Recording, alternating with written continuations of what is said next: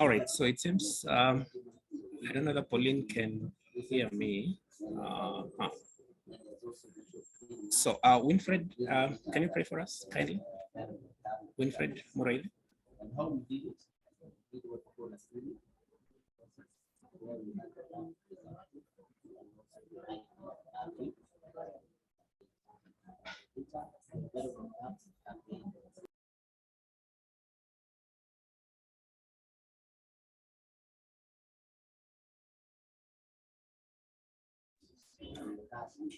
All right, seems Pauline and Winfred can hear me. So I'll just say a short prayer as we begin. So let's believe and pray.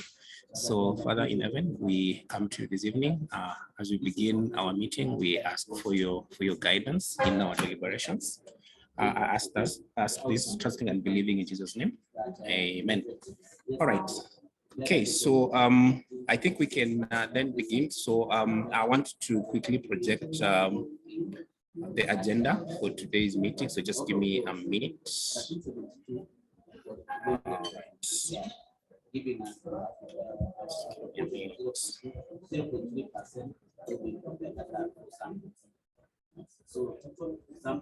All right, so Bernard, confirm if you can see my screen.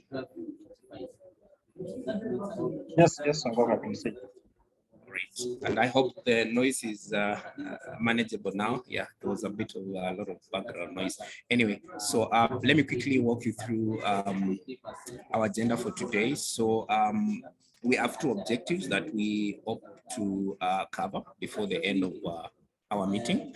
So one is we should be able to take you through just a short slide deck on the features that we've been able to take care of in as far as HIV patient retention and care is concerned. And this is basically what is in KenyaEMR, and that will focus on integration of IIT and ML model in KenyaEMR. We'll also be able to look at comprehensively how to follow up our appointments and the reporting module, basically just looking at how KenyaEMR, again, integration to Shauri, and then finally how to document tracing attempts of the various outcomes that we expect that we should be able to do to be able to document in KenyaEMR. So we will start with some bit of remarks from our leaders, the CASCO chair, the CHRIO, and then I'll hand it over to Dr. Amadiva. So Dr. Amadiva will make his remarks and finally also take us through a short presentation. You remember I mentioned last week that NASCOP is planning to carry out an RRI. So Amadiva will give us the details, he'll give us an update on the same. And then Otieno will take us through a slide deck, just as an introductory part on what we'll be discussing today. Then Kezia will then do the demo, just taking up, doing a deep dive into KenyaEMR. Then finally, we will open up for plenary, and then we close. So once Dr. Madiva is done, I will expect that we'll take a few questions just in case there are any. And then after that, Otieno will take us through the first part, and then hand over the mic to Kezia, who will do the demo. And then after Otieno's presentation and Kezia's demo, we will open it up for plenary just in case there are any questions. However, I would urge everyone of us to make use of the chat. In case you have any questions, we have a team available who will respond to any of our queries. So like I said, my name is Franklin Songo from NASCOP. Once more, let me take this opportunity to welcome each and every one of us.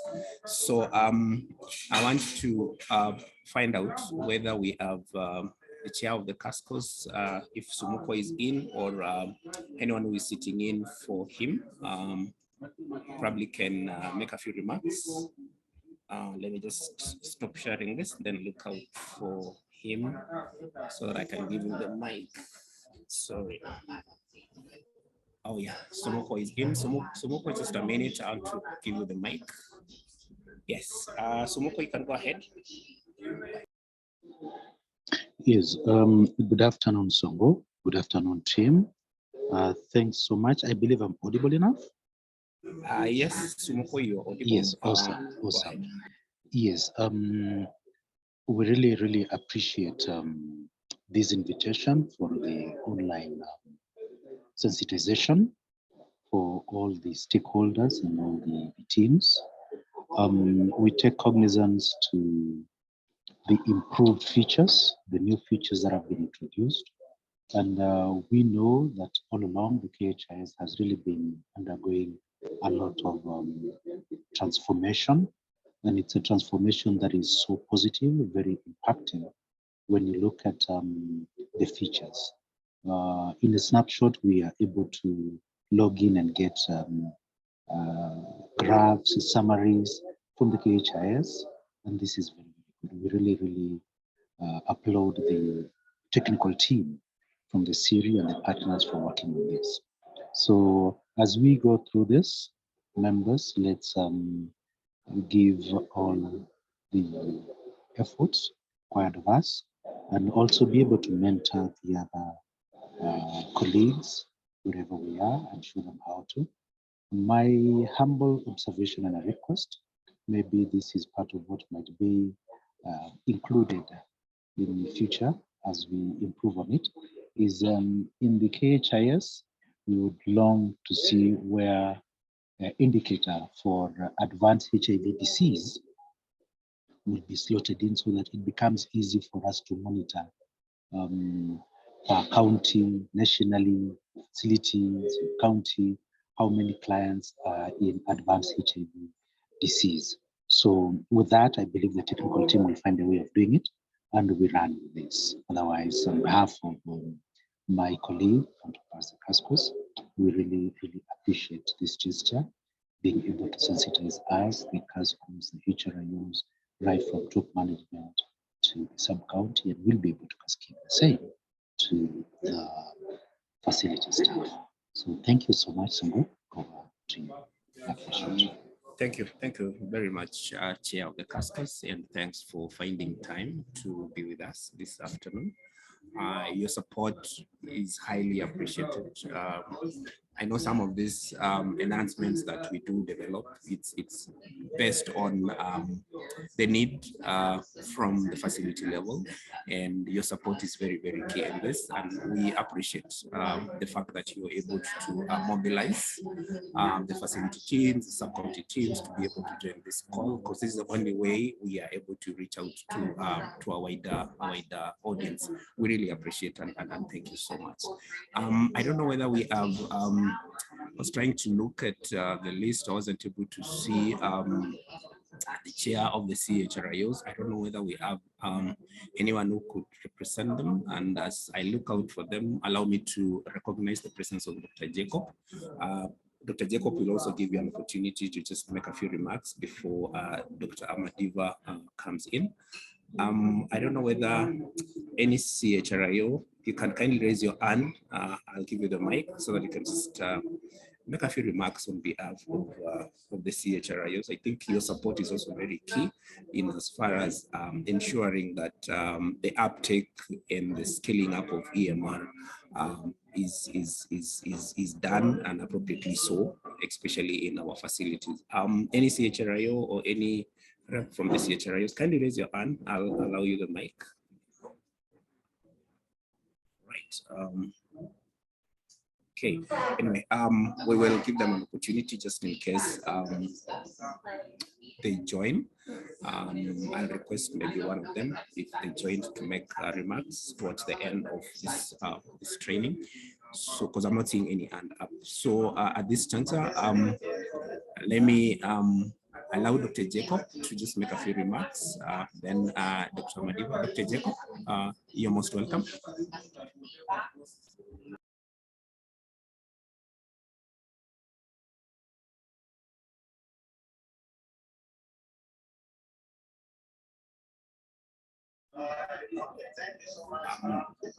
Dr. Jacob, I don't know whether Otieno, can you hear me? Yes, I can hear you, Dr. Zeko. Okay, thank you, Doc. Karibu sana. Yeah, So thanks, Songok, for the nice remarks, and thanks to the team that has planned for this meeting. I'll just take this chance to welcome everyone to the meeting. My name is Jacob Odhiambo. I work for Palladium Kenya under the KenyaEMR project. And for me, my role here is to just, aside from obviously welcoming you to the meeting, is to say that capacity building is a very important part of our strategy for ensuring that our users can not only take up and use the digital health solutions that we have developed together with your teams, but also use it to maximize the value that the patient gets during as providers interact with the patient. Not to keep us here for long, that interaction ends up with data that is then used to inform program planning and program management. For this session today, as we go through the sessions, I would like us to reflect on how best we can work together to make sure that users know how to use any new feature that comes on board. And we would be glad to hear your thoughts on the chat on how we can make this happen. But not to take everything else from the facilitators of today's session, I'd like to hand it back to Songok to take us through the next stage of this meeting. Karibuni sana, and let's have an engaging discussion. Thank you very much, Dr. Jacob, for also finding time to just be with us during this particular training. We also most sincerely appreciate the support we get from your end. Right. So allow me to then welcome Dr. Madiva to make some remarks, and then Dr. Ari, after your remarks, I will also request that you can then take us through the presentation on the upcoming PMTCT RRI, just to let us know what exactly is expected of this team before we go to our presentation, then the demo for the HIS products. Dr. Ari, over to you. Thank you so much, Songok, and thank you everyone for finding time to log into this important capacity building meeting. Allow me to thank the organizers and even the facilitators to this initiative.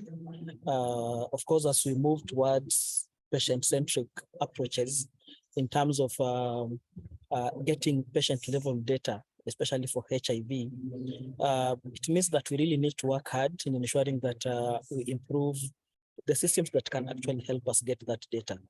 And of course, at the same time, improve how we capture that data.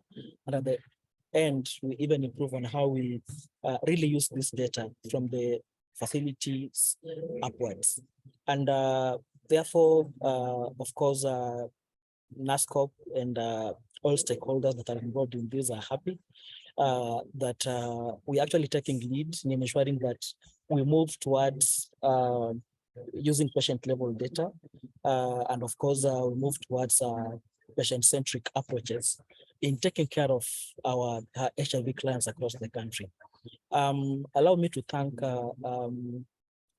those who have put effort to ensure that the EMRs that we use, the digital solutions that we use in taking care of our clients across the country are actually updated to ensure that we actually achieve that dream of really having 100% of our clients being monitored using the various digital solutions that we have. And of course, that aspect of improving our patient level data coming in. And of course, improving data use and all that at the end of the day. So even as we start this meeting today, and of course, I know there are a number of meetings that we've already put forth for us. I'm hoping that we'll be able to ensure from the counties, from sub-counties, we'll be able to actually have most of our users joining in so that we really understand not just the simple use of the various digital solutions, but also how probably these solutions can actually help us achieve the aspects of data use, and even just making sure that at least at the end of the day, our HIV data is streamlined to ensure that we really achieve that dream of having patient level data and patient-centric approaches, of course, at the end of the day. That said, Songok, allow me to share my presentation so that It's fine, Doc, you can go ahead. So that we can just have a few minutes to introduce to this team the PMTCT RRI. And basically for this presentation, I've really narrowed down to M&D and of course the use of digital solutions in the RRI. So that counties and all our M&E partners can actually start preparing and putting everything in place that will actually be needed for the RRI, even as our PMTCT colleagues plan and guide us on the how and probably the logistics and everything that is involved in the RRI. So I'll take a few minutes to just introduce this to us and what the SI unit is planning to do when it comes to the RRI moving forward, so that at the end of the day, I'm really hoping that all of us from the counties, the M&D partners, the CHRIOs, the CASCOs really start shaping our facilities to work towards ensuring that this is a success at the end of the day. Probably just to introduce a few concepts about the RRI. Of course, we've noticed we have a lot of missed opportunities when it comes to PMTCT and children on ART, that is KeHMIS, that we have across the country.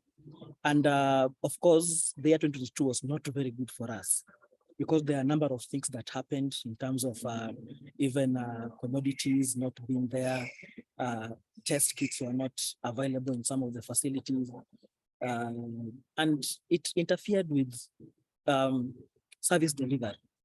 Of course, these are some of the factors that contributed to the missed opportunities that we've actually seen in PMTCT and even in KeHMIS.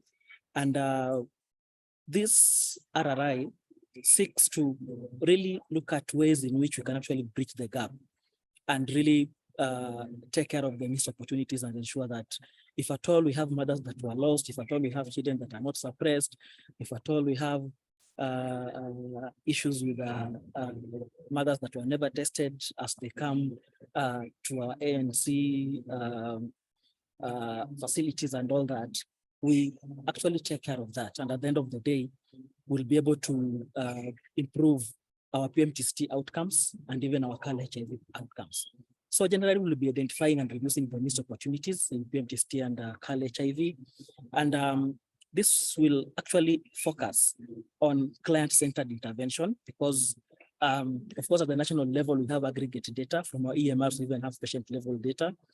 But at the facility level, we have these clients and we know them individually at the counties.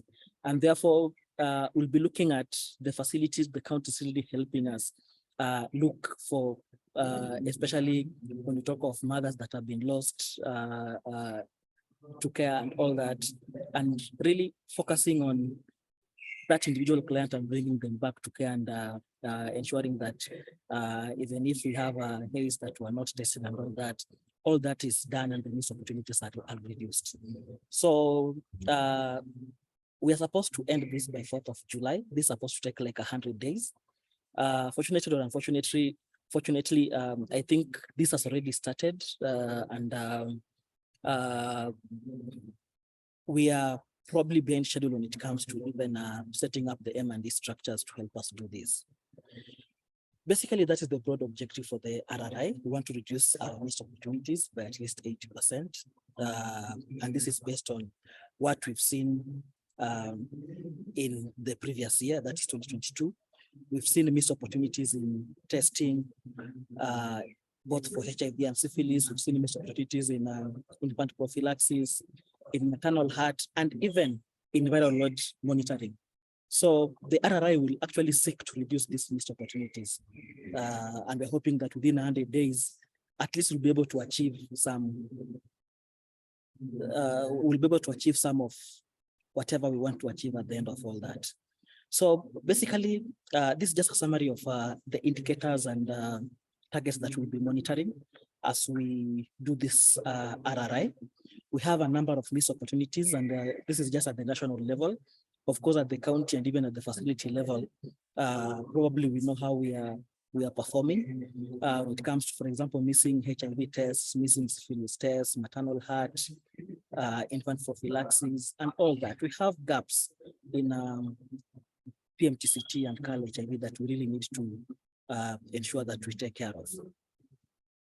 So these are some of the outcomes that we are expecting from the RRI, and actually this is now from the M&E perspective. Remember, I said I'm tailoring this discussion to M&E because I know my program colleagues, Christine and Dr. Abut, as time goes, they'll be able to explain to us the other aspects of programming.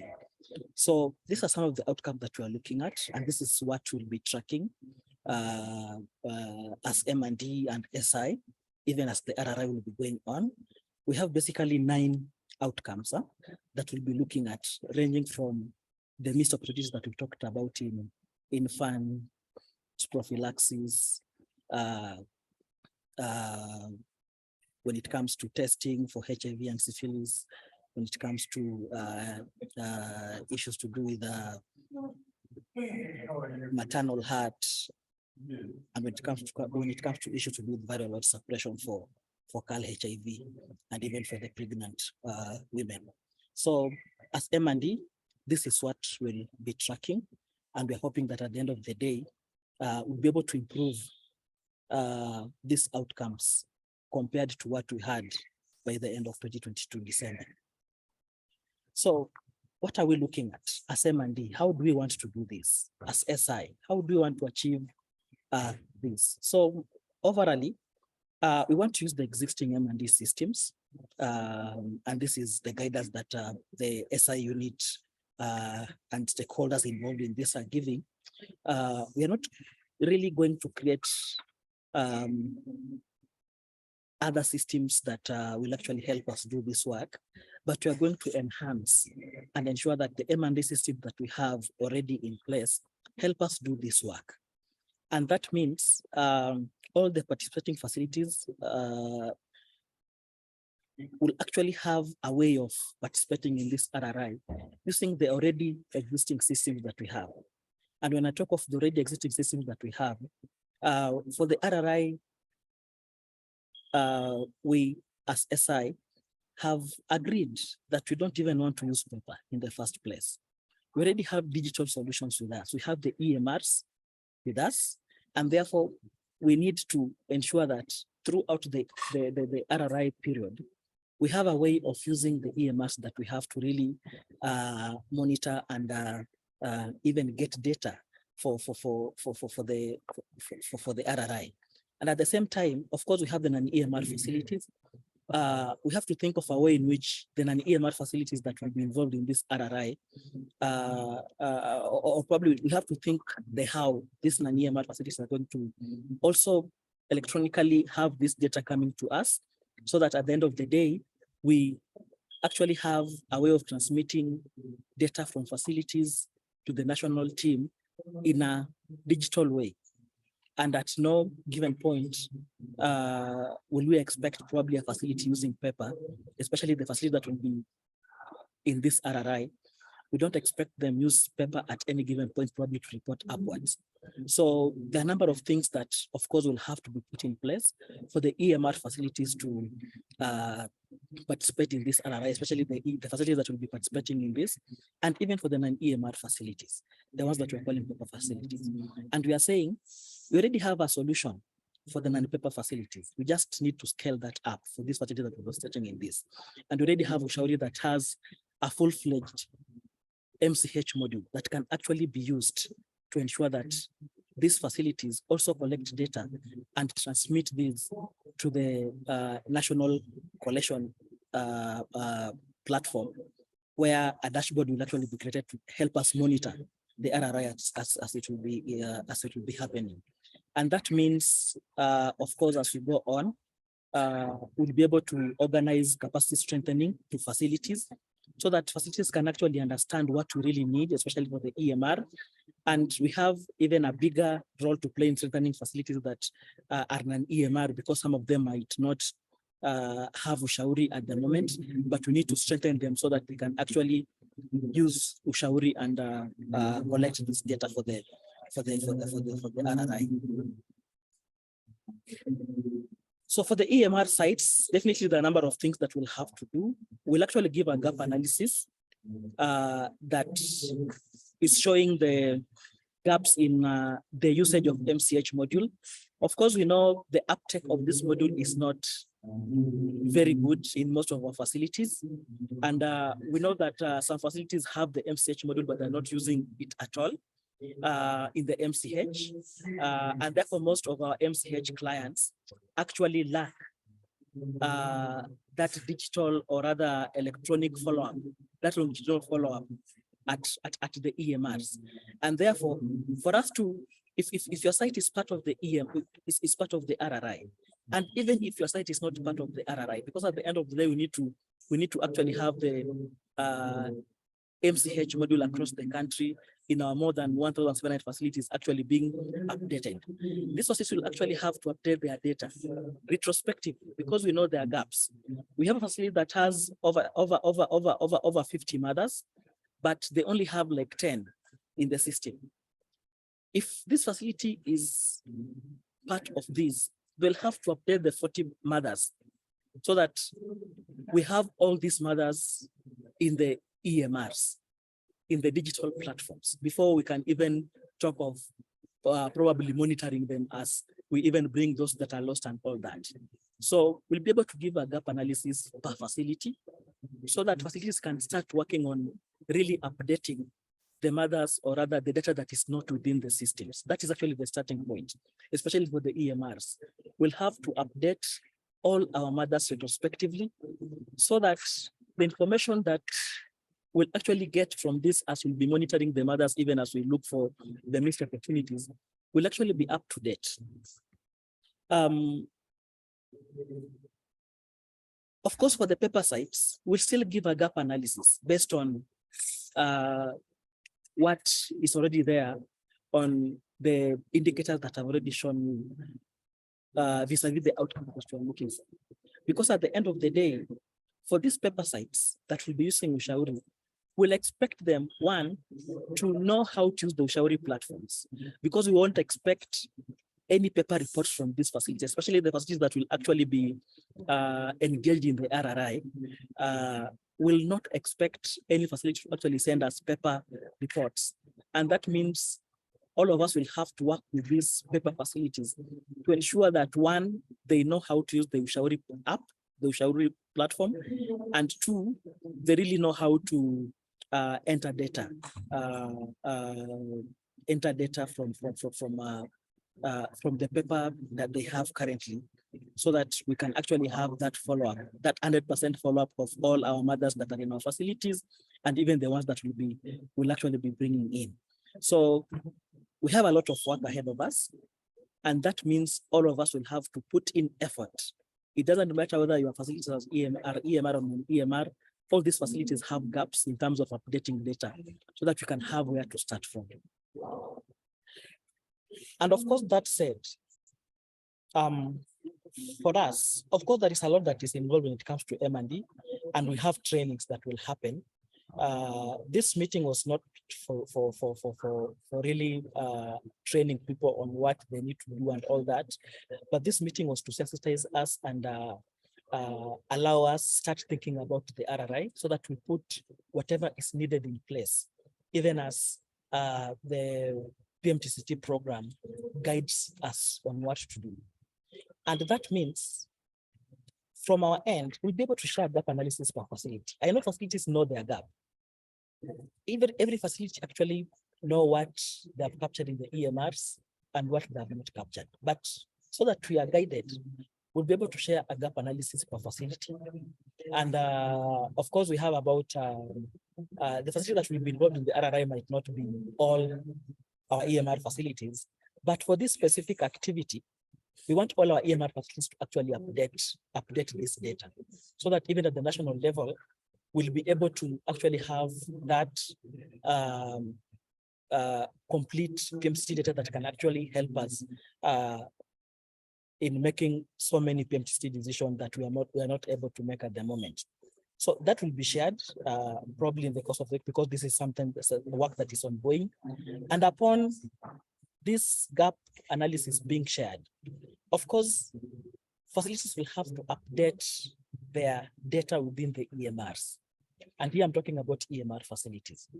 EMR facilities will have to update their data.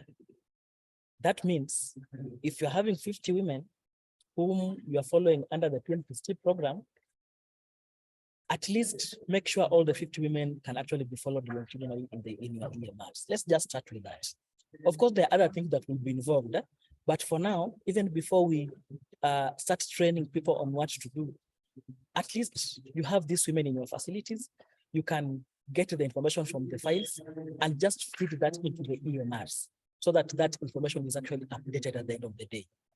So that when we even start doing the RRI, we'll have all the women that pass through us, or rather the women that at least we are following in our facilities updated in the EMRs. And of course, that means we have to increase the uptake of the MCH module. What am I talking about? If your facility has an EMR and you've not started using the MCH module, then you have work. You'll have to go sit down, strategize on how you're going to update that, especially if it's by good luck your facility is one of the RRI facilities. You'll have to have that updated like yesterday, and that should actually be 100%. All the women that you have must actually be updated in that EMR. The same will happen to the non-EMR facilities. I'm talking about paper facilities. We'll be able to give guidance on how they are going to even update data in Ushauri, especially the ones that have never used any digital solution in following up mothers and all that. We'll update on how we're going to sensitize and even train them on what is expected of them. And of course, we'll have dashboards that will help us in monitoring. These dashboards can only work if we have 100% data from facilities. And therefore, we have a lot of work in sitting down and updating this at facility level. I've already talked about sensitization. This will come later on. And it will actually give us guidance on what to do during the RRI. As the MRD unit, as the SI unit, will be able to give guidance on what is expected. But even before that, for this RRI to work, we need data updated in the EMRs. We'll give guidance on what to do with Ushauri. That at least you have the EMRs, the uptake is very bad. We'll be able to share gap analysis so that you guys can start updating this in our EMRs. By the time we start the RRI, we need all this updated, because we won't expect any paper reports and monitoring for the RRI. We want, at the facility level, everyone to be able to monitor their progress using a dashboard that will actually be embedded in the EMRs or even in Ushauri. So that at the end of the day, you don't really need your paper reports to monitor where you are. We want you to monitor the RRI from the comfort of your facilities, from the comfort of your sub-counties, from the comfort of your counties, and even at the national level, we want to monitor at least, even if it's weekly, the progress of this RRI. But this will only happen if all the data is updated and we start at a point whereby all mothers that were not updated in the EMR are actually updated. I think we'll be able to give more guide to this even as we prepare, so that at the end of the day, we have a smooth run, especially as M&E partners and those of us who are involved in M&E for our facilities and for our companies. I think with that, thank you so much. Songok, back to you. Thank you. Thank you very much, Dr. for the updates. I think all of us are now on the same page of what to expect. I really don't want to belabor so much because we are running out of time, I think. But the bottom line is that these RRI is coming in at an opportune time. And now that we're talking about the enhancements, and part of the enhancements is also touching around the PMTCT program. So really, this is very key. And I'm hoping that Dr. because probably maybe the audience or the participants had so many questions that probably they wanted to pose, but time may not be very adequate. I'm hoping that within the course of the RRI or even within the course of next week, there are plans to organize for a comprehensive sensitization on the same, because I can see some questions on the chat, like for instance, one of the participants is asking for the retrospective updates for EMR. How far back should they go? And so many other questions that that I can see on the chat. So I'm requesting probably you could quickly respond to them, or probably maybe you can just respond to this one, the time period for the retrospective updates. For the sites that have EMR, but they haven't been able to utilize. And I think this really pitches for our case that we need to use, and Dr. Jacob mentioned this, we need to really utilize the solutions, the digital solutions that we've been able to develop. So Dr. probably you could respond to this one. How far back should they? Yeah, thank you. Thank you, Songok. And I did not want to talk about this, but probably this will give better guidance to all of us now that we want to start doing this work. For the RRI, and probably this will give us better guidance, even as we start using the MCH module. One, we want facilities to update any positive mother that was diagnosed in their facility, that is in the year 2022, January to December. Of course, from January to December, there are positive mothers that the facilities were able to identify. So we know this information is within the facilities, and therefore it will be very easy for them to get this information from their various registers, because we know some of the mothers were lost, some of them were never started on ART. And basically that is our starting point when it comes to even monitoring our lost opportunities and really focusing on even having a dashboard that will actually help us track.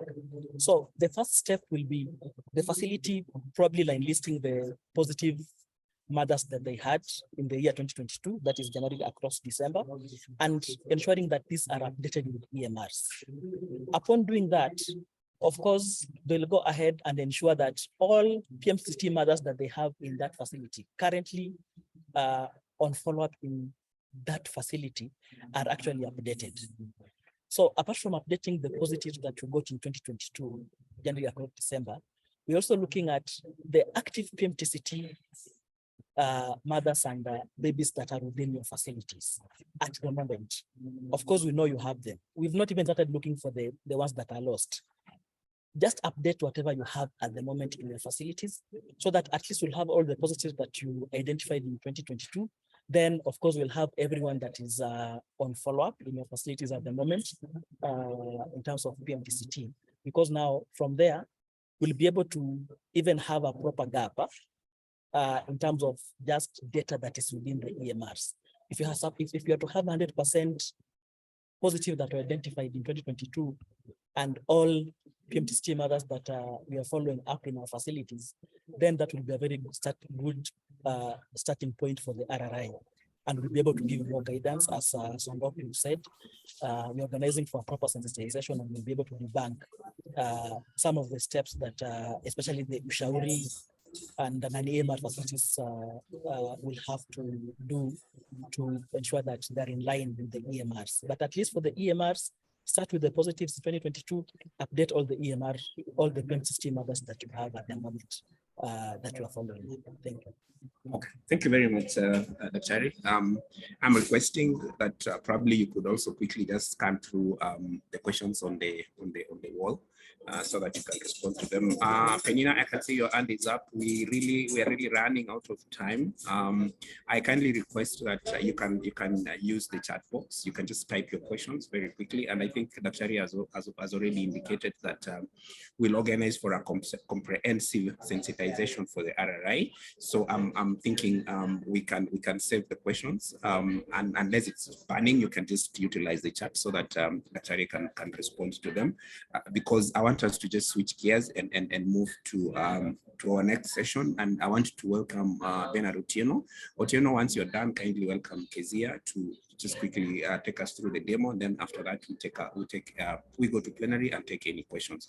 Please use the chat box. Just ask any questions that you have regarding the RRI and regarding the next presentation. Otieno, over to you. Kindly, Dr. You can stop sharing your screen so that Otieno can share it. Thank you. All right, thank you very much, Songok. Please confirm if my screen is visible. Yes, it's visible and I can hear you loud and clear. Kindly proceed. All right, thank you very much, and thanks everyone. Yeah, so last week we had a theme on patient retention using the mobile technology, and we focused our attention on Shauri. So today we'd like to continue the same theme for the increased patient retention, but then using KenyaEMR. So today we are going to highlight key features in KenyaEMR and some reports that would help you as a facility and the program teams as well to monitor patient retention as well as maintain patients in care. So as Songok has already alluded, my name is Bernard Otieno. I work with Palladium Kenya. So just to begin, so there was a research that was conducted in 2019 by CDC that concluded that HIV-infected patients who received ongoing and regular scheduled care have significantly lower viral load, and they end up with higher CD4 cells and reduced morbidity and mortality than those who missed even one medical visit over a period of 2 years that the research was conducted. So this goes to kind of emphasize the need to ensure that patients remain in care once they start receiving the care. They need to be retained in care, and we need to do everything possible from technology to the service delivery to ensure that patients remain in care. So from the technology standpoint, for us, it's about leveraging the existing solutions, the existing technology, to ensure that we can support the programs, we can support the ministry to ensure that the patients who are in care remain in care, and we're able to monitor through the use of the system, and we are able to tell their appointment keeping patterns. This goes a long way to help us in terms of instituting appropriate intervention by the facilities, by the program, by the providers to ensure that the patients that for any reason drop out or interrupt their treatment, we are able to track them and then bring them back into care. So we are going to show that in a moment through KenyaEMR and how you are able to do to monitor all that. And we are also going to show you additional features that we are currently working on as Palladium to ensure that we increase your abilities to monitor and also to improve on the retention of patients in care. So just to mention a few of the features that exist in KenyaEMR that goes towards supporting the patient retention in care. One, we have the integration of the IIT machine learning model in KenyaEMR. So this is a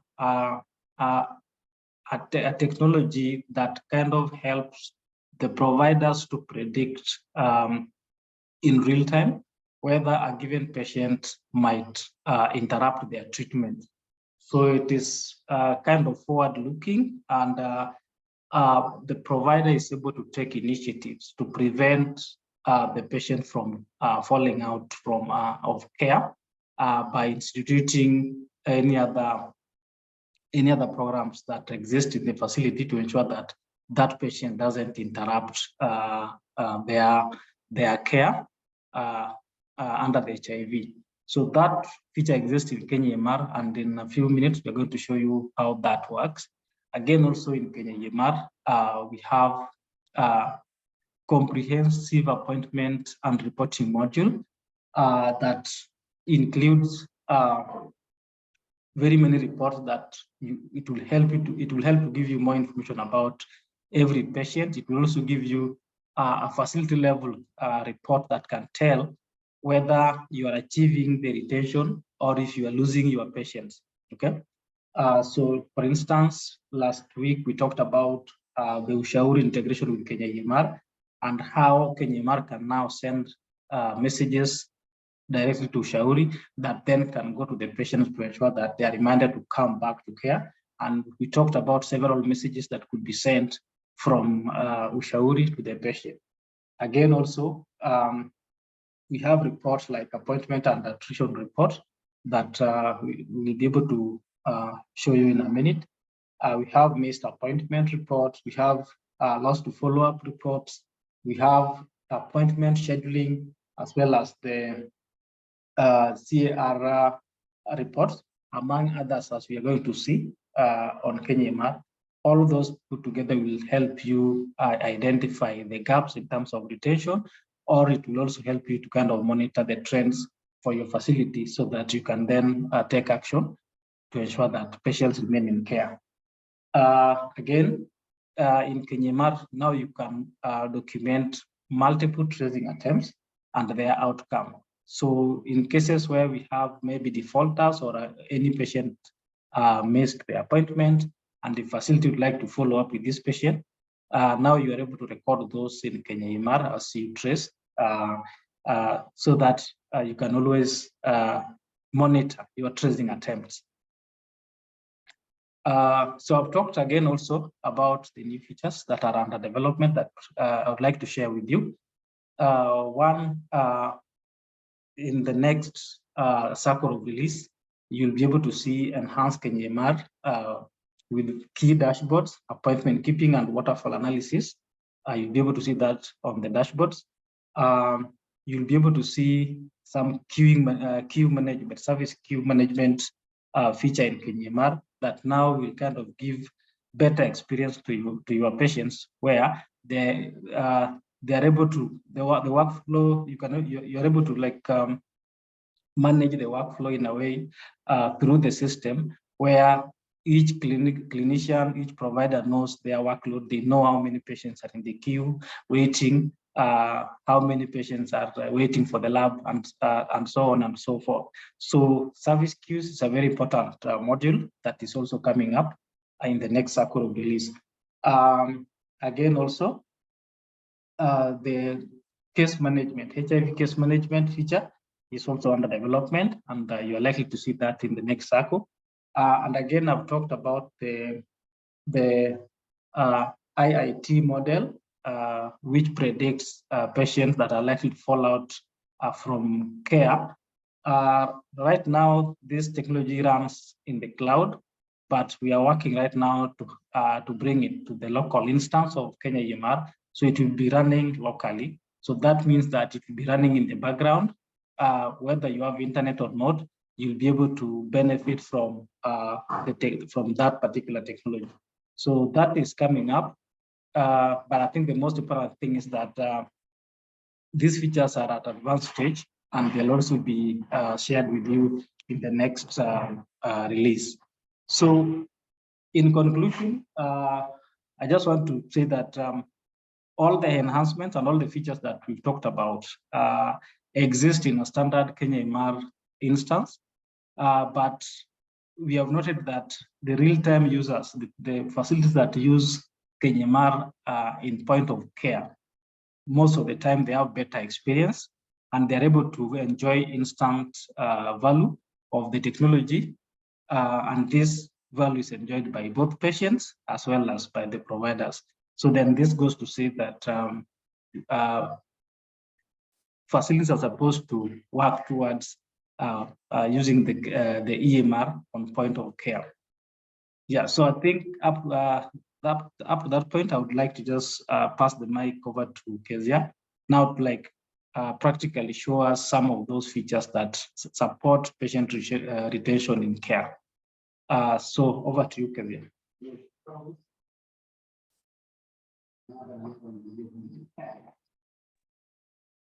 Thanks, Otieno. Good afternoon, everyone.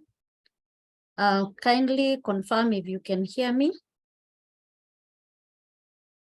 Yes, Kezia, we can hear you. Just proceed. All right, thank you. I'll be sharing my screen. Let me know when it's up. Yes, it is. Proceed. All right. Yeah, like Otieno has mentioned, today we are looking at features that we already have in KenyaEMR that will help us in retaining our clients or growing our treatment cohort. So I know it will be more of reports. And you might need to connect the bits for you to be able to go back and implement whatever we go through today. So I'll start from where Otieno mentioned about appointments, because I think when we talk of retaining clients, we need to ensure that these clients are keeping their appointments so that we are able to know how they are progressing. If they are still taking their medication and their health condition. So we do this by ensuring that they are keeping their appointments. Just a second. Yeah, so on appointments in KenyaEMR, I believe most of us who are here, or all of us who are here, we all know where we do the appointments booking in KenyaEMR, starting with green card, where we book or we give TCAs to our clients. So when the clinician is attending to the client at the green card point, that we have a field for TCA, and once it's booked there, once we come to the registration page, then we have a calendar where we are able to see how many clients are booked on a specific day. Like what you're seeing on my screen is a list of those who are booked today. And just a disclaimer, this is dummy data. It doesn't reflect any patient's data. It's dummy data from our test server. So it will show you the clients who are booked on that day. And you are from these, those who prepare for the clinic may be able to do even a clinic preparation even before a day prior the clients actually comes to the facility, so that you prepare and also reduce the time it takes for you to see your clients. So this is where it all begins. And also when you come at, you look at the facility dashboard, we have another section that will show you the number of clients who are booked. Apologies, there seems to be a delay.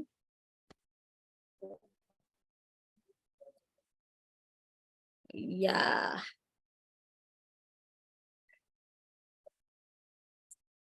Oh, the network seems to be a bit slow. Apologies for that. Yeah, we have this, and we have this tab labeled appointment. So you'll be able to see how many clients are scheduled for an appointment today, and also the number that are checked in of those who are scheduled today, how many have already arrived at the facility and are already on the queue, and how many have already been seen, and how many came today, even if they were not scheduled for today. So this gives you a summary of that. So having seen this, Otieno mentioned about Ushauri, all these appointments and those who have used who have already upgraded their system, you'll note that there is another additional variable that has been added on green card, where it's kind of you're consenting for any client who will require an appointment, who wants to be reminded about their appointment. So once you okay on that on green card, then this appointment will be shared with Ushauri, and from Ushauri, you'll be able to send the reminders to the client. Sorry, just a second.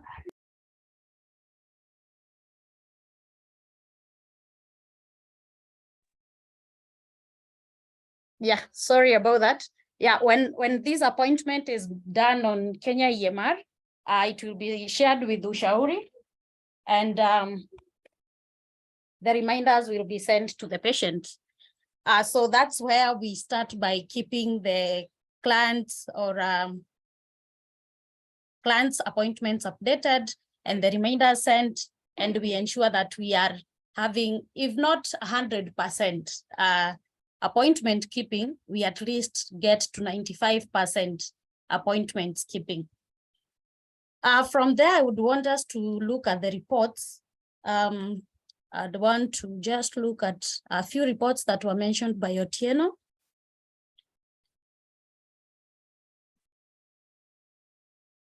And the first one, I think, still on appointments. I'll look at those that help us in scheduling appointments for our clients. So there is a report we have in the EMR that is called Patients Scheduled for Appointment. So like what we have seen on the calendar, this report will again give you a list of those clients who are scheduled today. And again, it will show you how many honored the appointment. So if you want at the end of the day, or if it is today and you want to look at a previous day, if the clients who are scheduled actually honored their appointments, then this report gives you, the last column will show you if they have a visit on the day or not. Another thing in the process of maintaining appointments, the calendar and the scheduled for appointment will give you for the clinical TCAs. But remember, we have another TCA for the clients on DST who are given two TCAs, the clinical TCA and the refill TCA. So as we are monitoring those who are keeping their clinical TCA, we also need to monitor and ensure that the refill clients are also honoring their appointments. So to support that, starting with the data collection, we have a fast track form. And on this, I know not everyone is using this form, and would kindly request that we have a practice of filling this, because it will help us to know of our clients who had a refill. Did they actually come to the facility or did we miss them? If you don't fill that form, then this report labeled patient scheduled for ART drug refill visit will appear like all your clients who had a refill visit did not honor the appointment. So for this to give you the accurate numbers that you need, then you need to make sure that the fast track form is filled during the refill visit. Initially, there was a challenge where it could only be accessed through the clinician app, but at the moment, even at Traj, you can access the fast track form. So long as during appointment booking, you gave both TCAs, that is a refill TCA and also a clinical TCA.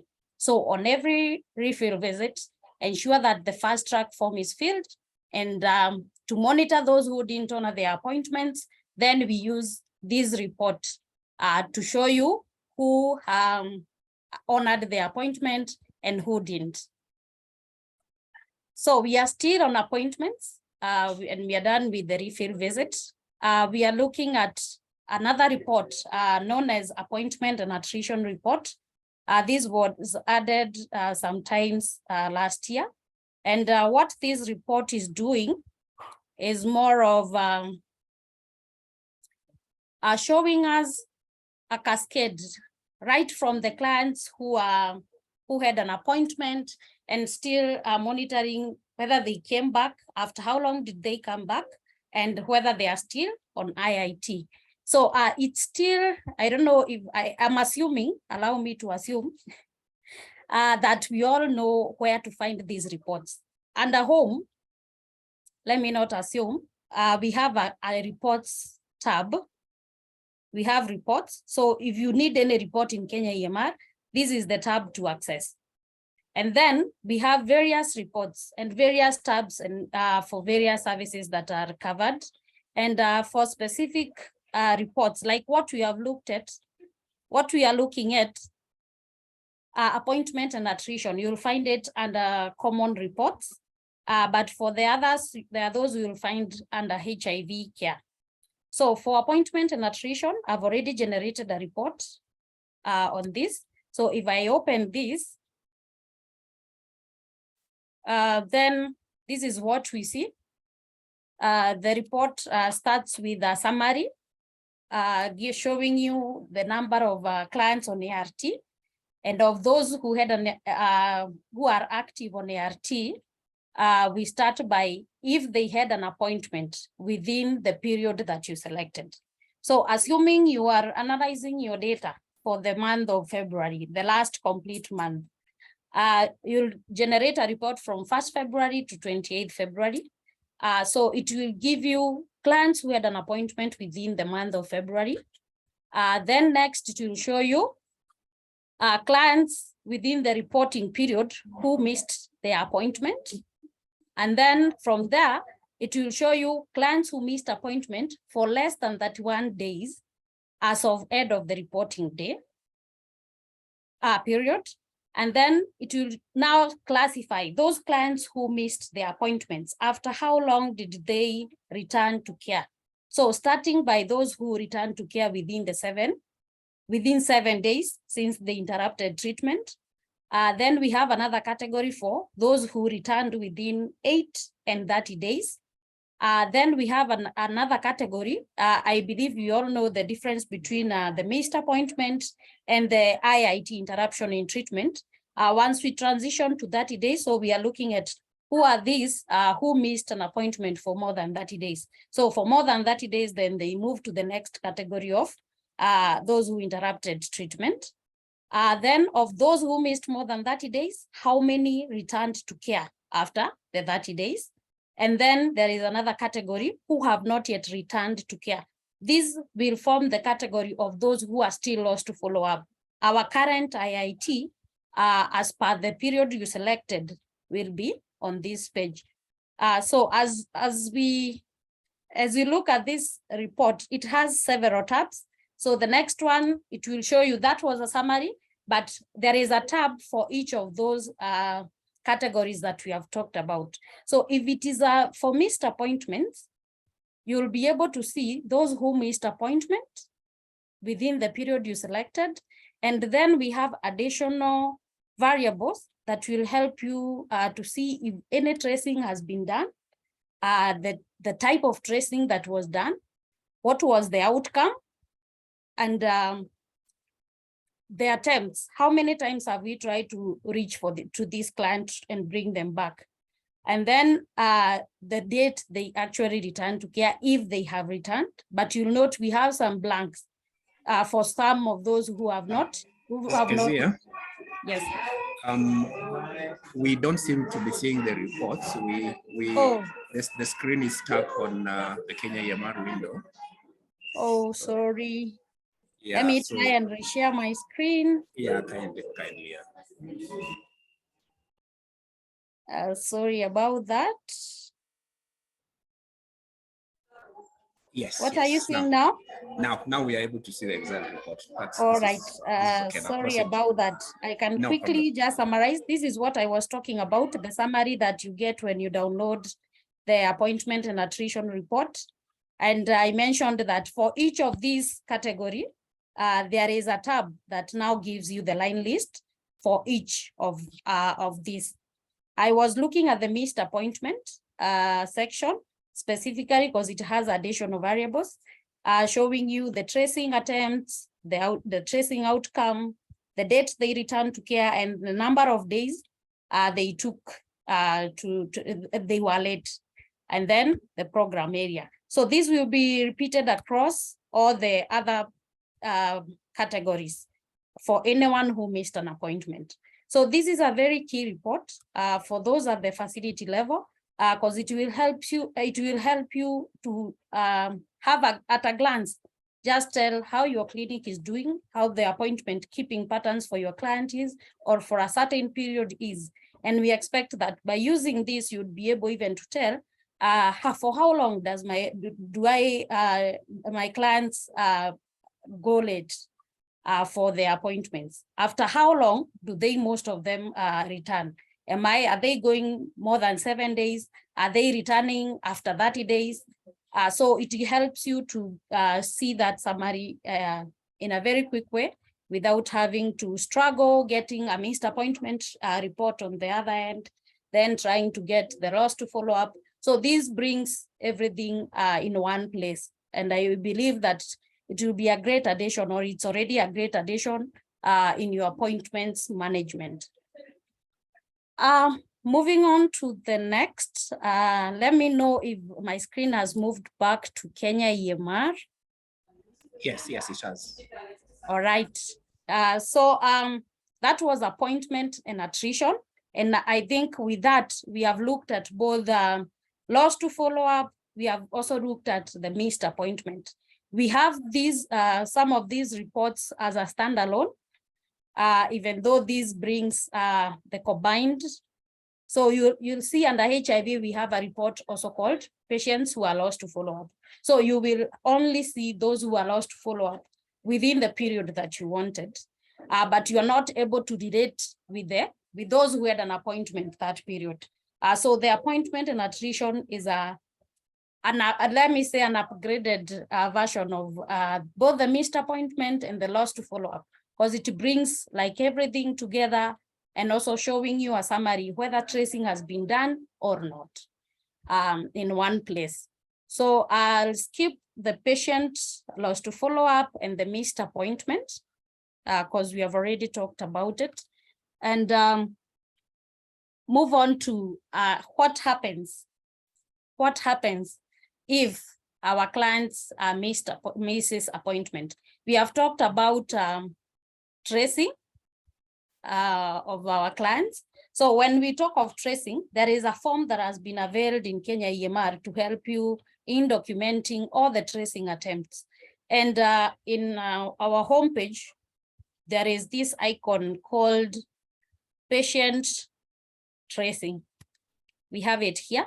So once you click on this, and you have a client who is already selected, then you can access the tracing form, and you'll be able to document date they missed appointment, the type of tracing, the tracing outcome, the attempts.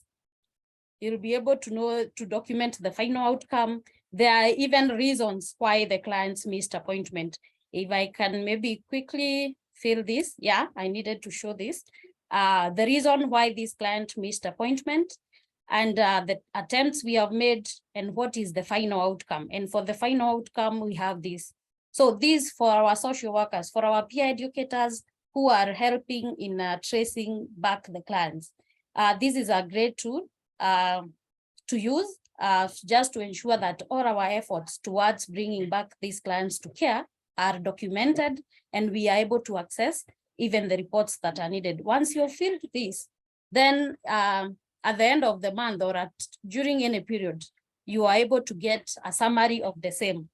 That is the CCC defaulter tracing register. We call it mini because it doesn't have maybe all that would be expected, but it captures almost everything that would be required to check.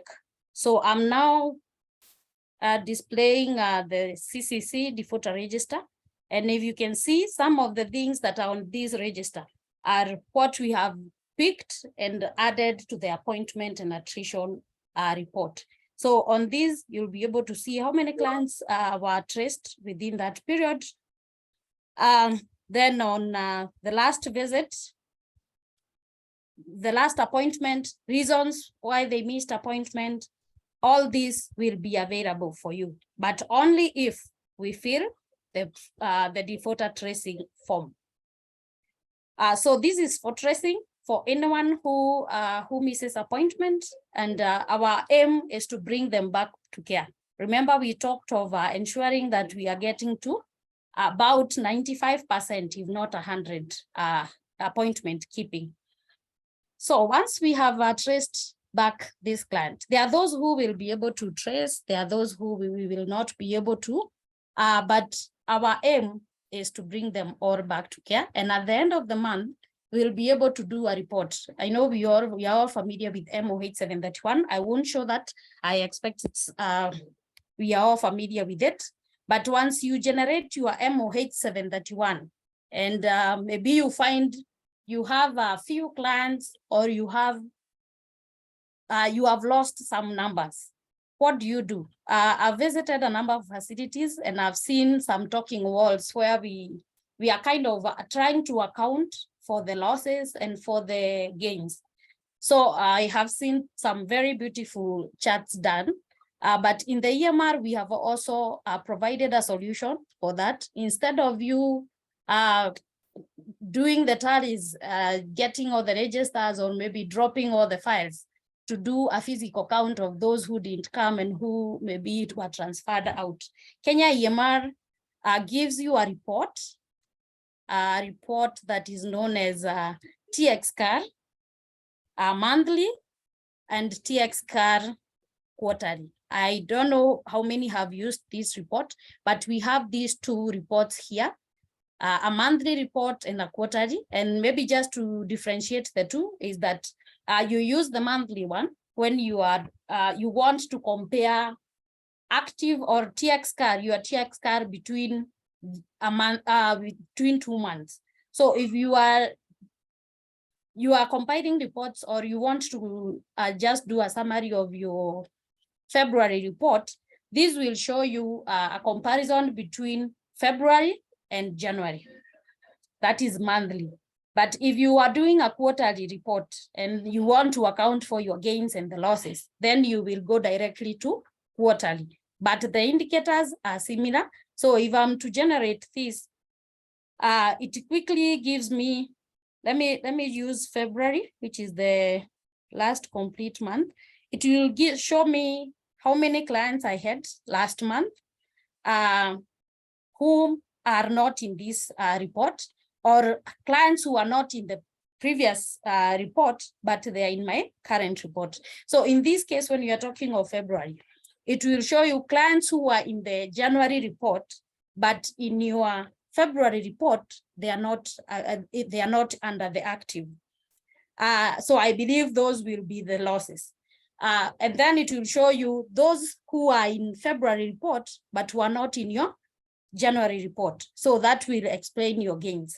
So you'll see the first indicator, number of patients present in the current report, but were missing in previous report. So these are our gains in the month that we are reporting. So in our case, February, it will give you how many of the gains were new on ART. How many of those who have added to your numbers were returns to care, and how many of those were transferring. So you won't have to do this manually. This simplifies the work, and you don't need to hustle or to create different forms. I know there are those who are using Excel, there are those who are using registers to capture this, but this has been summarized or are made easier for you. We have, again, the next indicator on number of patients present in the previous report, but missing in the current. Missing, we have lost them.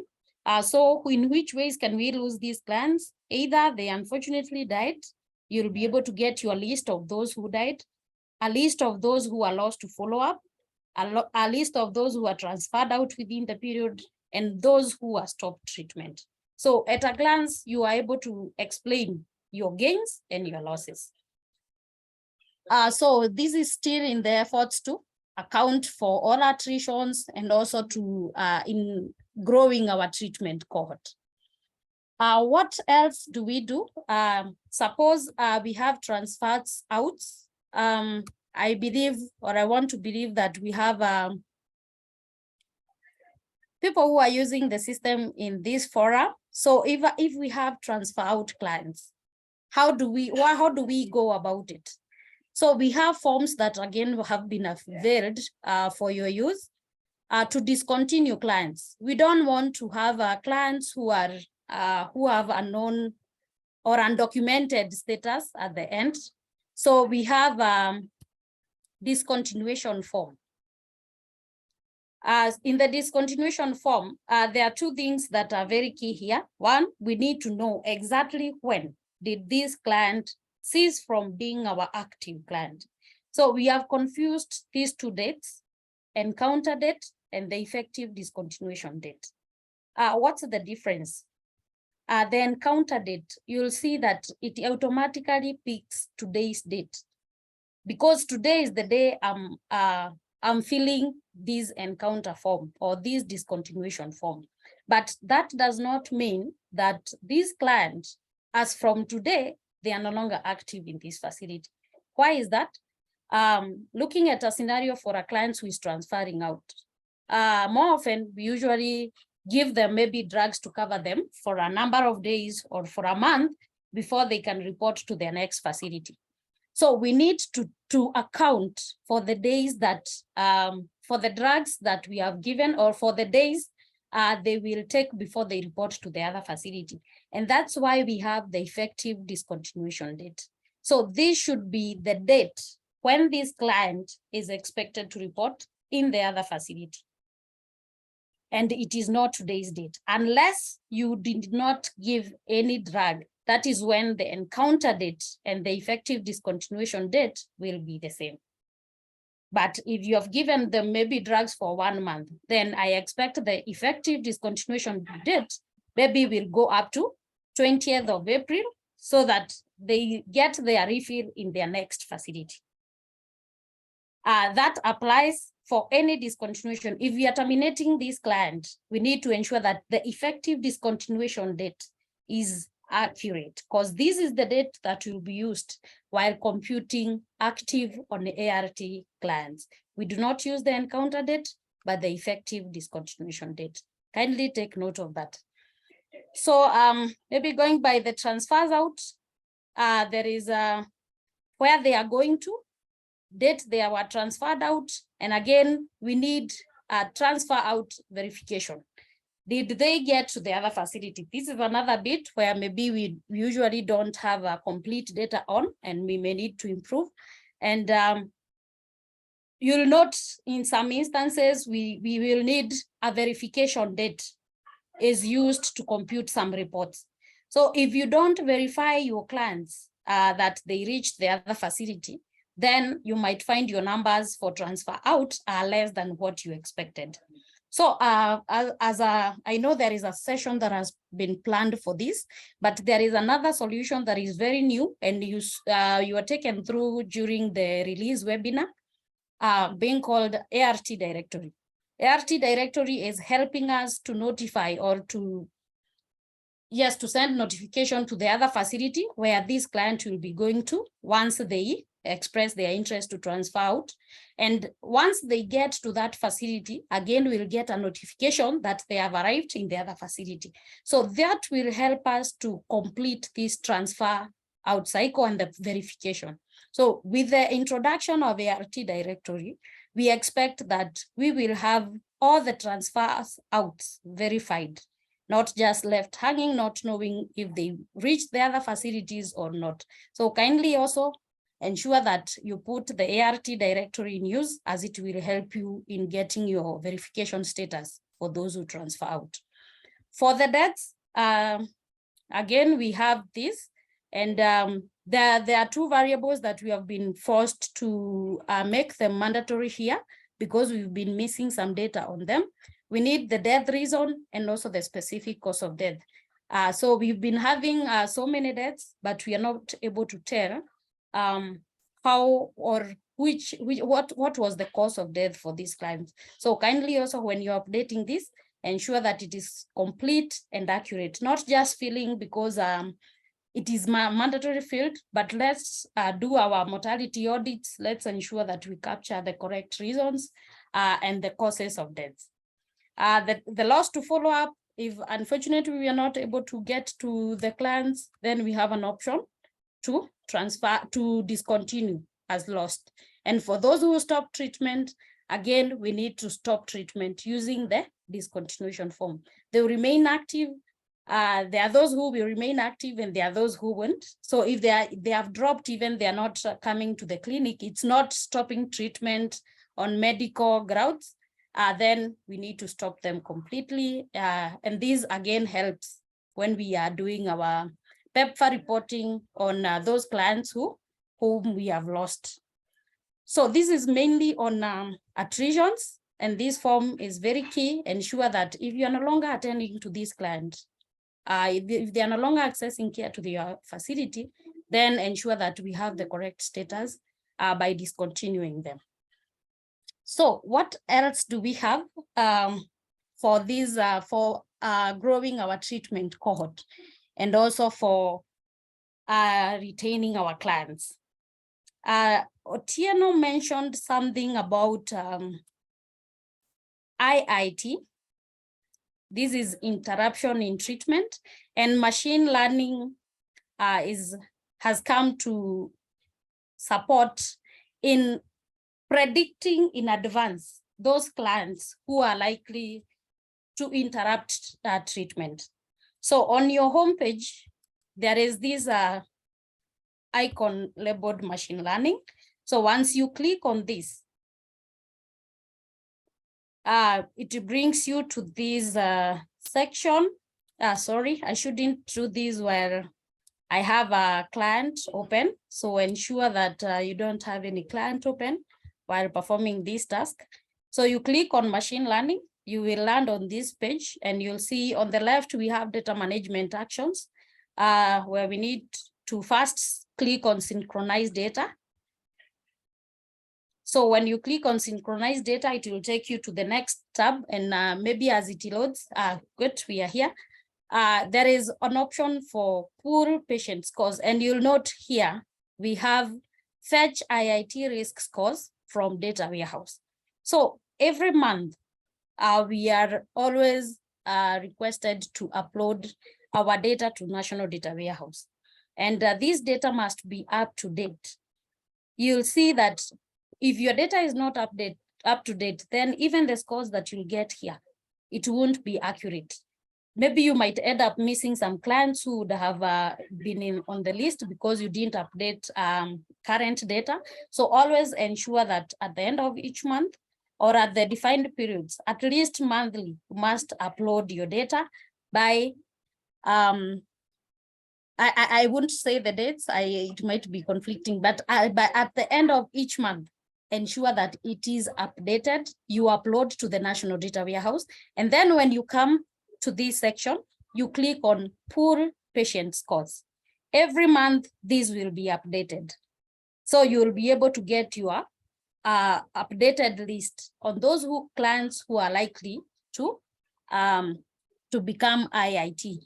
This might take a while because it's a huge database here, but once you have done that successfully, then you'll come to reports, and we have a report that gives you a summary. After you've pulled that data, we are expecting to get a line list of all those clients who have a high chance of becoming IIT. So you request the report just the usual way, and then you have either view or CSV option. So once you generate this report, this is what you'll see. Yeah. So there is the patient, the BUPN, their scores, their evaluation date. So these are the clients who are likely to become IIT. What do we do with these clients? How do we prevent IIT for these clients? So if you view this client and maybe just open one of them, you'll notice that we have clinical alerts. sorry. Yeah, we have various clinical alerts for this client, and one of them, it's the risk score for IIT. So IIT high risk, 25%. We have these other flags that usually help the clinician in providing timely interventions. But for this specifically, once you are working or you are attending to a client and you find this, what do we do? Or what actions do we take? I know you may have so many interventions, but at least we expect maybe you would have these clients in one group and just do enhanced adherence counseling. We are still working towards ensuring we get to less than 5% missed appointments and less than 1% interruptions in treatment. So any chance that we have to prevent IIT for our clients, then it's a golden opportunity for us. So anytime you see a client who is flagged for high risk, it would be good for you to focus more on enhanced adherence counseling, ensuring that they are keeping their appointments, even if it's just linking them with a treatment buddy who keeps on motivating them and encouraging them on the importance of the treatment and keeping their appointments. Then all the efforts that are there, we need to put them in place just so that we ensure that we don't lose this client. So having talked about IIT, the other thing I would want to look at is maintaining, yes, we are retaining this client, but are we looking at their health condition? Are they okay? What of those people that they are living with? We are still looking at prevention. We are also looking at services that these clients should be receiving. Under reports again, we have a report known as a clinical action report.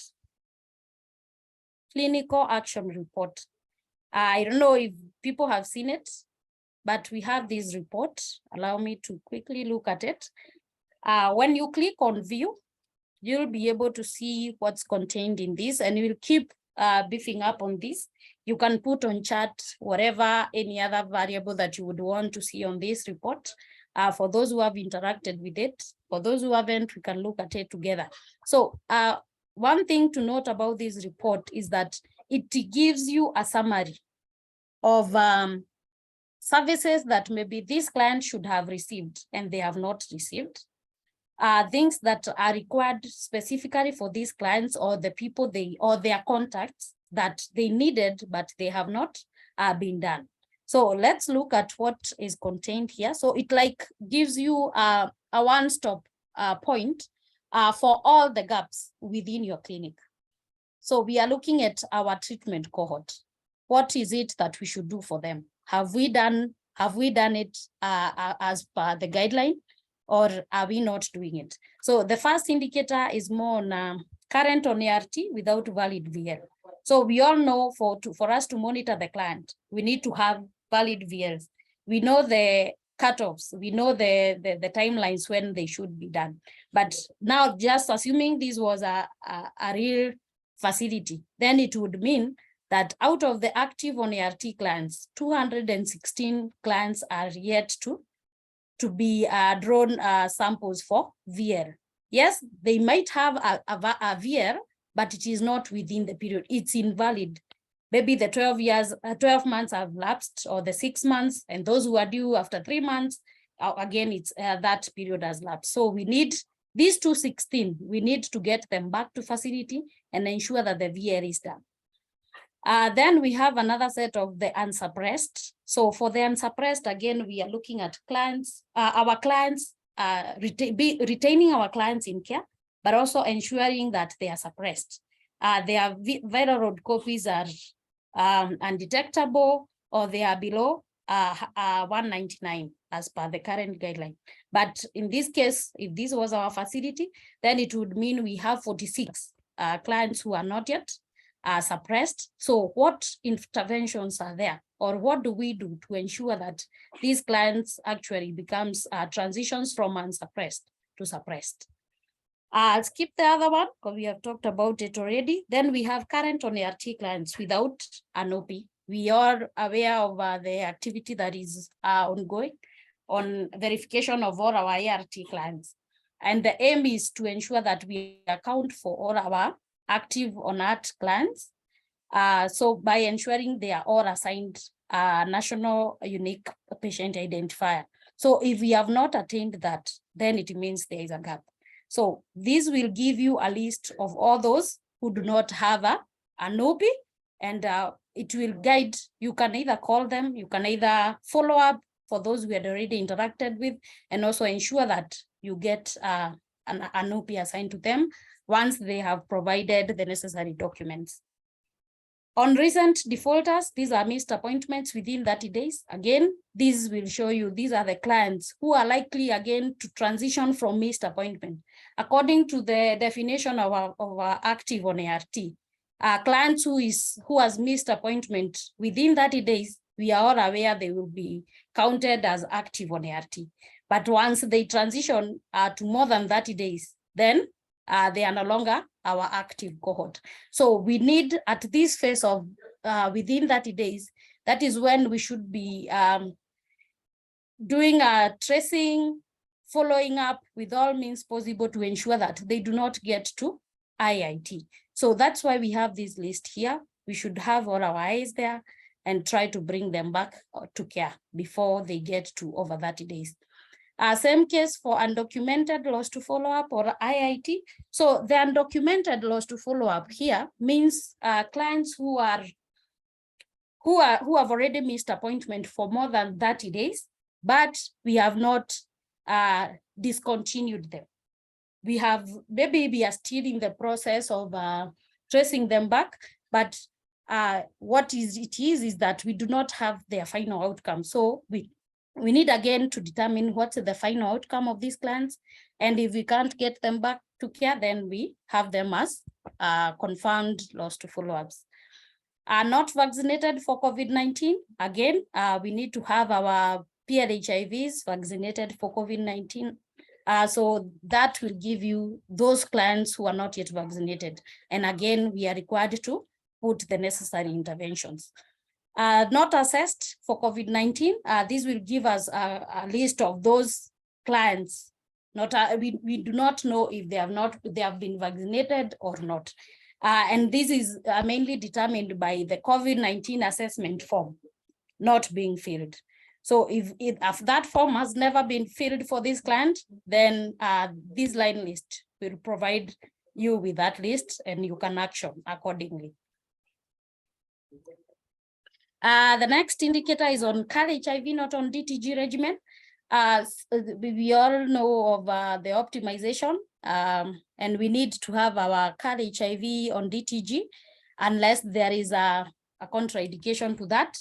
So this will give you the gap for that. For the clients who are below 17 years, we need to have them enrolled in OVC. So if there is a gap, if we have a client who is within that age group and they are not enrolled, then you'll get that list here and we are expected to again action. Same case for our adolescents between 10 and 19 who are not enrolled in OTZ. If there is any that is not enrolled in Operation 000, then you need to action. On HEI or the exposed infants with an undocumented HIV status, then you'll get a list of all those whom in their CWC follow-up form, none of it, or even the HTS forms, none of it confirms or has a documented HIV status for that baby. Again, you can action from this line list. Then we have HEIs who are not linked to their mothers. So if you have any in your clinic, you'll be able to get that list. There are other line lists down here, HIV positive and not linked to care. So again, our aim should be, if they are confirmed positive, then we need to have them enrolled to care, started on ART, and start continuous monitoring of this client. So if they are not yet enrolled or enrolled in care, then again, we need to action, and you'll be able to get a line list of those by clicking these numbers. All these are hyperlinks. So if you click on the number, you'll be able to get the line list. Then we have children of HIV-infected adults with undocumented HIV status. And there is something on the brackets which says, please run children of HIV-infected adults with undocumented HIV status for line list.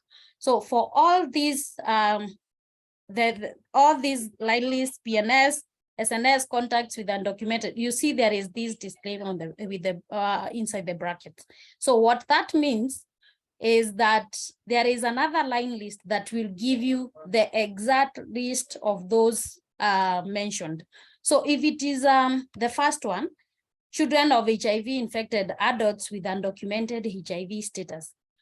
When you go to reports under common, then we have this line list, children of HIV-infected adults with undocumented HIV status. So by running this report is when you'll be able to get the actual list of children with undocumented status, not by using what is on this.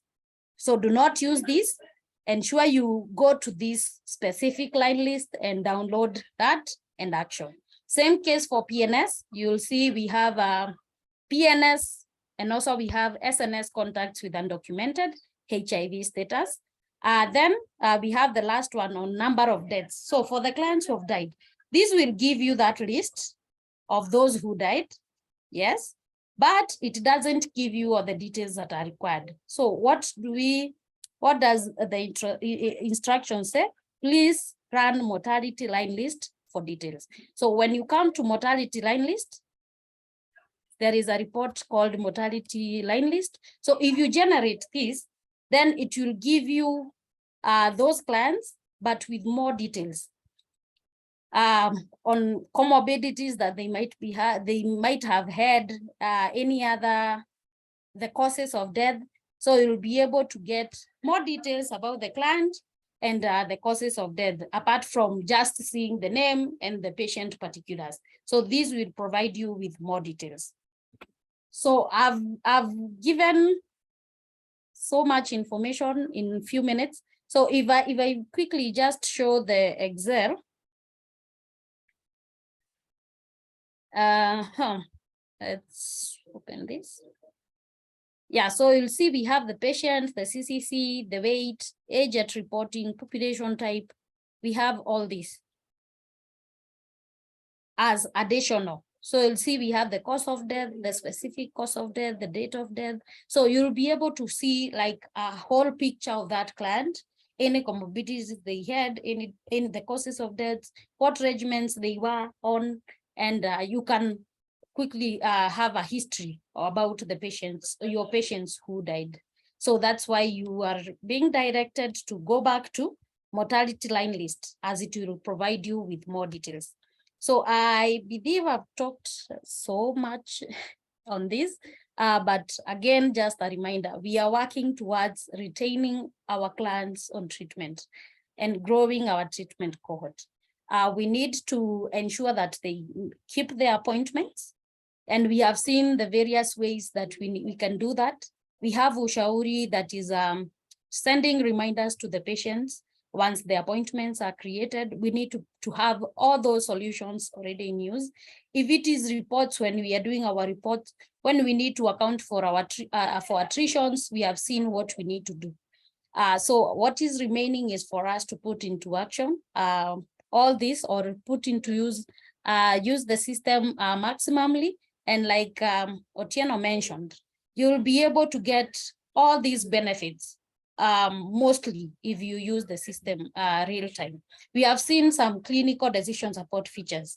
The alerts telling you this client is likely to become a loss to follow-up. This client is due for VR. If you are using the system retrospectively, then it means you are likely to miss the opportunity. A client who comes today and they were due for a VR, but you didn't enter the file, you didn't provide real-time data entry, and you are doing it tomorrow. What will you do when the client has already left the facility? So again, let's work towards ensuring that we do real-time data entry and that we have all our patient records updated. And I believe we shall be able to get where we are looking at. Remember, it's 95% keeping of appointments and less than 1% becoming IIT. Thank you, and back to Chair. Thank you very much, Kezia, and thank you, Otieno, for the first part of the presentation. And Kezia, thanks for just walking us through the demo so that we are able to clearly comprehend and understand the value add for this particular features that we've been talking about. I think for me and for all of us, the take-home message here clearly is all these features that have been enhanced is to ensure or to make sure that we facilitate the program efforts to monitor patient appointment and at the end of the day come up with interventions that are appropriate depending on whatever outcomes that we find out in the process of managing our clients. So basically this is this is very impressive, and we are urging that we ensure that we take up.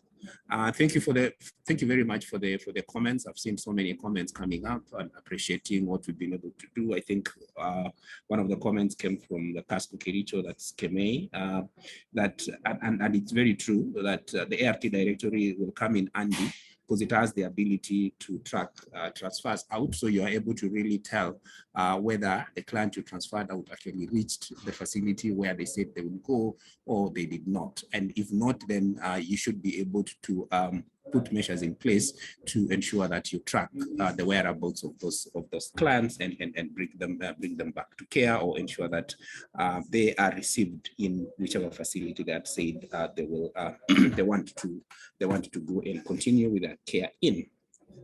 Yeah, so I'd also seen a question from Jonah directly to me, and I think Ogutu has responded, and so many other questions that or clarifications that the participants wanted to understand. And just running through the questions, all of them have been responded to, and I'm glad and I appreciate the team that is available online to respond to. I mean, who've been able to ably respond to all the questions that were raised. Thank you, Raphael, for the comments.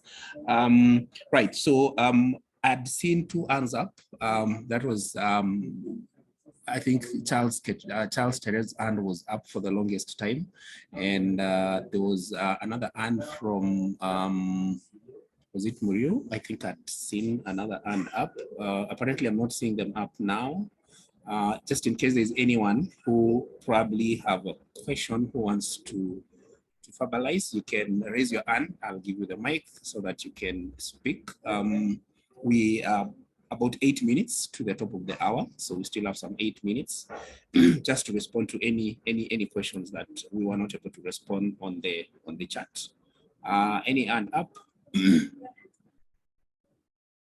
Meanwhile, let me also just quickly go back to the chat just in case there's any, but the ones that were asked earlier on, all of them have been responded. I was able to confirm. Thanks, Frida, Kezia, Frida, Kennedy, and Tim for responding to some of those questions. And I'm glad that some of the participants were also able to respond to questions raised by some of the attendants, so some of the participants. So we really appreciate that all of us actually understand some of these features, and I think that's a positive thing for us. So Maureen Onongo can give you the mic. I can see your hand is up. We can take that question. Just give me a second.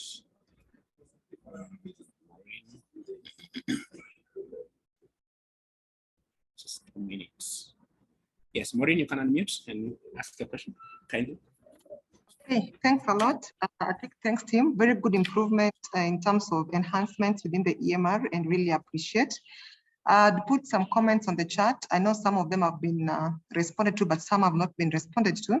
And I'll just pick on the ones not yet responded to, especially on their appointment management in reference to breaking it down for the PMTCT client specific. we really appreciate if you're able to get the pregnant and the breastfeeding appointment, and to make it better, have the mother-baby pair followed up for the postnatal mothers. And then the next question was on the treatment car data that was shared. And again, I also saw general patients. Are we able to, again, disaggregate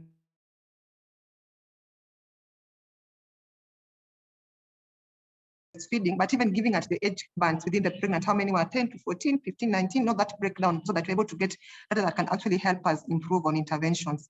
So when we are coming up with the new enhancement overall for the treatment IIT, I really appreciate if we consider also having the PMTCT version of this, that we don't have to make one version for CCC, then later on come and enhance for PMTCT, that we move at the same pace. It's really a struggle to ensure the MNCH module is utilized within the MCH. So if I'm able to come up with new versions, but have it incorporated already within the MCH, it will really make work easier. That's my comment, and over. All right, thank you, Maureen. Yeah, I think I'd seen your comment.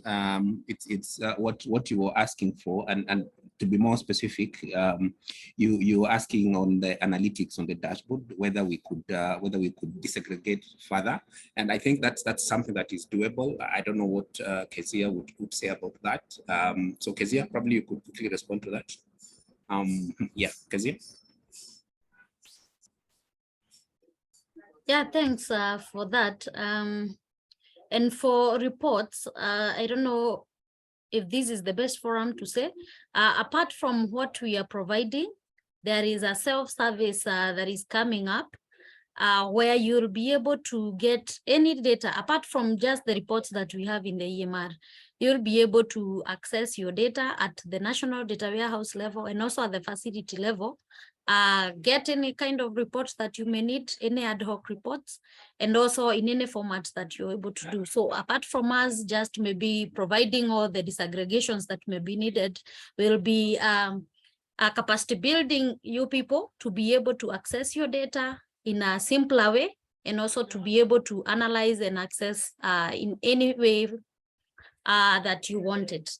So apart from maybe just enhancing what is there, we'll be providing a solution where you will be able to just attend to your data needs in a better and simplified applications. Over. Right. Right. Thank you, Kezia, for your response. Maureen, your hand is up again. Maureen, you still want to make another comment? All right. Thank you. So I think up to that point, I can say that we have come to the end of our training today. Just some quick announcements. We are having our next virtual training again on Thursday. We shared out the calendar invite, so I will repeat that this trainings will end on 3rd of April, and we've sent out the calendar invites for all the trainings. So kindly let's participate and give us feedback to improve on some of these features so that they become more friendly, user friendly, and more importantly, to help us be able to manage and follow up our clients who are on care, or who we are taking care of in our facilities. So the other thing that I wanted to say also is that the recordings for all the trainings, including the sensitization, I think we've had this is our third. So our second actually, including the sensitization. They are available on YouTube, so you can always access the recordings on YouTube, and we'll make sure that all the trainings are made available to you, so that just in case you want to refer on any bit that wasn't clear, you can always access it, play through, and follow through on the smaller areas that we may have not you may not have grasped during this particular presentation. Right. So good. So I think we've come to the end, and as we close, I want to just call upon a few colleagues to just make a few remarks. I don't know whether Dr. Jacob is still in, and then Dr. Madiva will finally close for us. Dr. Jacob, just a few remarks as we close, kindly, if you can hear me. Yeah, I think for me is to thank the presenters and to NASCO for making this session possible, and Otieno specifically from Palladium for leading this effort. I think these features are there for the users to help the users, and I think we will make every effort to just try and ensure that you know how to use them. I think having said that, I'll just hand it over back to Songok. Maybe just give Amadiva a chance so that the rest can just drop out of the call. Thank you very much, Dr. Jacob. I don't know whether Faith managed to join. Faith, she was held up. Unfortunately, I think she hasn't been able to join. Sumuko, just one word, and I'd seen Yano, CHRIO, because we didn't have an opportunity to hear from one of the CHRIOs. So Gideon had joined, I'd seen him. I don't know whether Gideon, you can just say a word. Let me just give you the mic, just on behalf of the CHRIOs. Just 1 minute, Gideon, Yano, if you can hear me, kindly, as we close.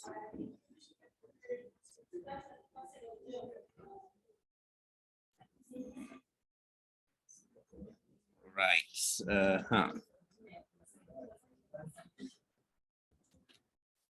Okay, Gideon probably can't hear me. Keme, just one word on behalf of the Cascos. I know Sumuko had spoken earlier on. Keme, if you can hear me, just 1 minute as we close before Amadiva closes. Amos, Keme.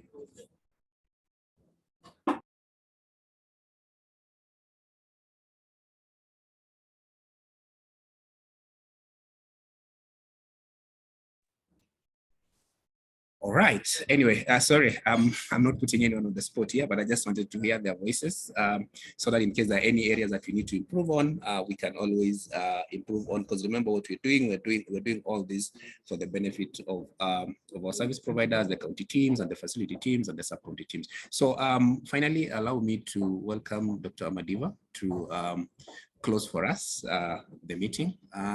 Dr. over to you. Yeah, thank you so much, Sango. And I'm here with Sumuko, and he's giving me apologies because there's something he's presenting. So, no worries, that's okay. Yeah, from the counties, he's saying they are aligned and they'll always support the digital solutions, even as we update our EMRs and everything that helps us enhance the use of patient-level data. From my end, I want to thank all of us for joining into the meeting and being attentive up to this moment. One thing that I like to tell us is to always ensure that patient care takes precedence over most of the things that we discuss even in meetings. And we must ensure that whatever we do and whatever we come up with only helps us to enhance that aspect of patient care. We want to enhance that aspect by ensuring that we have good data that is coming in, because now, remember my remarks when we started this, I talked about patient-centric approaches, and everyone right now is talking about the patient. From what has been discussed today, you notice that we are actually moving towards the patient more with even the updates that are coming in every day. Right now, we're talking about retention because it's a problem at all levels. When you look at what we are retaining at the end of the year, it's something that we really need to look at how to monitor. And I'm happy because from what we've seen today, there's even an update that can actually help us monitor this before it goes out of hand from our facilities. And of course, when you look at it critically, you realize that as we update the EMRs and as we update our digital solutions, we're actually moving closer and closer to the patient. At first, we're just looking at capturing everyone in the EMR and having everyone being captured in the EMR. Right now, as we mature, we're moving towards ensuring that the EMR works for the patient. And that's what we mean by patient-level, patient-centric approaches. We want to tell someone missing from care as early as possible. So Muko talked about AHD in his remarks when we started. And of course, we want the EMR to be able to even predict at the end of the day, because we are moving towards the patient. Everyone is talking about the patient, the patient, the patient. And we really need to align and ensure that at the end of the day, when we look at what we have, we are actually looking and improving that aspect of patient care. And we are really taking care of this patient by even making sure that they are not lost from care, they are not having any treatment interruptions. Our system should actually be able to tell us that. And I'm happy because our stakeholders are able to help us do that. And I'm very optimistic. One day we'll have all our patients in a digital form.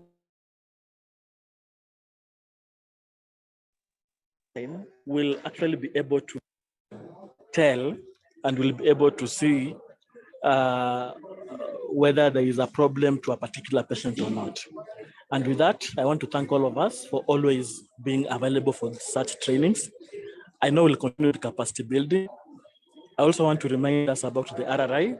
Kindly ensure that you update the way you've said. We'll be able to share probably a written a guide so that even as we do this, we are guided on what is expected. But we expect all of us to work and put effort towards that so that when the PMTCT and KeHMIS team comes, all of us will actually know what is expected of us at the end of the day.